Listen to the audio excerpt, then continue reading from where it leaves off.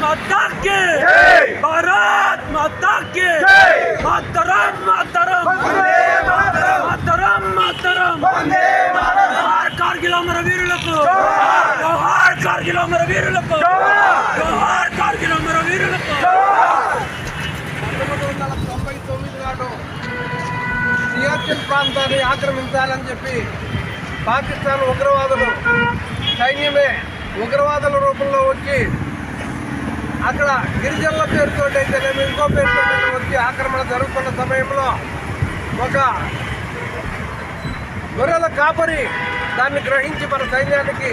వార్త అందించిన వెంటనే మన సైన్యం అలర్ట్ అయ్యి అక్కడ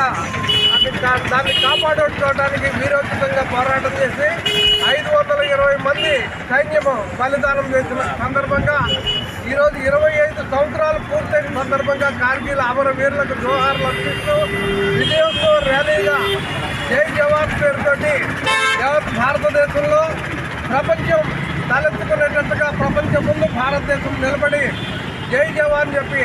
అమరవీరులకు జోహార్లు అర్పిస్తూ ఈరోజు కార్యక్రమం ఏర్పాటు చేశాము. 1947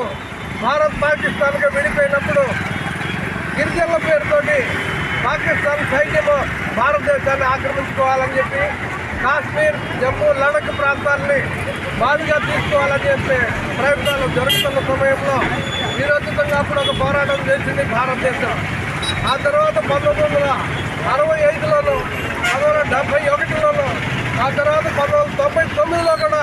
ఎప్పుడు కూడా మన దేశం వీరోచితంగా పోరాటం చేస్తూనే ఉంది. ఎదుర్కొనే దమ్ము ధైర్యం లేక ఐఎస్ఐ తీవ్రవాదుల పేరుతోటి ఉగ్రవాదుల పేరుతోటి భారతదేశంలో జరపడి ఇక్కడ ఉన్న కలిసిమెలిసి జీవిస్తున్న ప్రజలందరినీ కూడా మతాల పేరుతోటి విడదీస్తూ ముందుకులాడుతూ పాకిస్తాన్ చేస్తున్న అరాచకాల దురాచకాల మొత్తం కూడా ప్రపంచం ముందు వచ్చి పాకిస్తాన్ తల వంచుకునేలాగా భారతదేశం చేసిన సందర్భాలు అనేకమన్నాయి. దాంట్లో భాగంగా 1999లో గట్టిగా చేసి చూపించారు అటల్ బిహారీ వాజ్పేయి గారు. సరిహద్దు దాటి పోరాటం చేస్తాం, మనకింకా అవకాశం ఉంది, పాకిస్తాన్ ఆక్రమిస్తామని చెప్పి సైన్యం అన్నప్పుడు కూడా భారతదేశం ప్రపంచ దేశాల ముందు తల వంచుకునే పరిస్థితి రాకూడదు, మన సరిహద్దులు ఏమైతే ఉన్నాయో అయ్యే కాపాడుతుందా అని చెప్పి ఆనాడు వాజ్పేయి గారు చెప్పారు. తర్వాత మరలా నరేంద్ర మోడీ గారు మన భారతదేశ ప్రధానిగా ఉంటూ భారత్ పాకిస్తాన్ సంబంధాల విషయంలో చాలా సఖ్యతని పాటిస్తూ